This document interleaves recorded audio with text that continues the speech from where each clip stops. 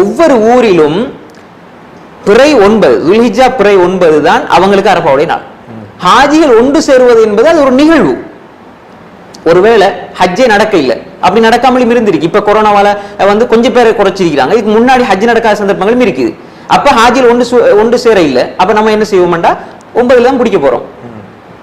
அப்ப குறித்த நிகழ்வு சொல்லல. இன்னும் ஒருவேளை நம்ம இன்னும் லேசா புரிஞ்சுள்ளதா இந்த ஒரு 100 வருஷத்துக்கு முன்னுக்கு இப்ப லைவா எங்களுக்கு பார்க்க முடியாது, போன்ல பேச முடியாது, ஒண்ணுமே இல்லை. அவங்க இப்ப 10, 30, 40 வருஷத்துக்கு முன்னாடி எல்லாம் 6 மாசத்துக்கு முன்னாடி போவாங்க, 6 மாசத்துக்கு போறதான் வந்து சேருவாங்க. அங்க என்ன நடக்குது வந்தா தான் அவரு வந்து சேர்ந்தா தான் உயிரோட இருக்கிறாருன்னு நமக்கு தெரியும். அப்ப நமக்கு அரஃபாவில் ஒன்று விடுறாங்களா இல்லையா நமக்கு எப்படி தெரியும்? தெரியாது. அப்ப நம்ம 9ல பிடிச்சிட ஒரு பிரச்சனையும் இல்லை. அப்ப ஏன் நாம ஏன் அப்படி சொல்றோம் என்றால், இப்ப இஸ்லாம் என்பது காலத்துக்கு காலம் மாறுபட்டு போதா இபாதத்துகள். இப்ப தொழில்நுட்ப வளர்ச்சி வந்ததுனால இபாதத்தில் மாறுபடுது. அப்படின்னா இப்ப மாஷா அல்லாஹ் ஹஜ்ஜுக்கு அந்த நம்ம ஹரம் ஷரீஃப்ல டிவியை போட்டு இமாம் சுதேசிக்கு பின்னுக்கு தொழலாமே.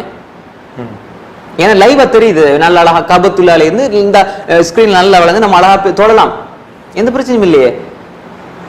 அப்ப எனவே நம்ம தெளிவா என்ன புரிஞ்சுக்கணும் சொன்னால், நமக்கு மனசுக்கு திருப்தியானது ஹதீஸ்ல சொல்லப்பட்ட அடிப்படையில 9 பிறை 9ல பிடிச்சா எந்த பிரச்சனையும் இல்லை. எங்க அமெரிக்கால இருந்தாலும் சரி, கனடாவில இருந்தாலும், சுவிஸ்ல இருந்தாலும், எங்க ஆஸ்திரேலியா எங்க இருந்தாலும் சரி,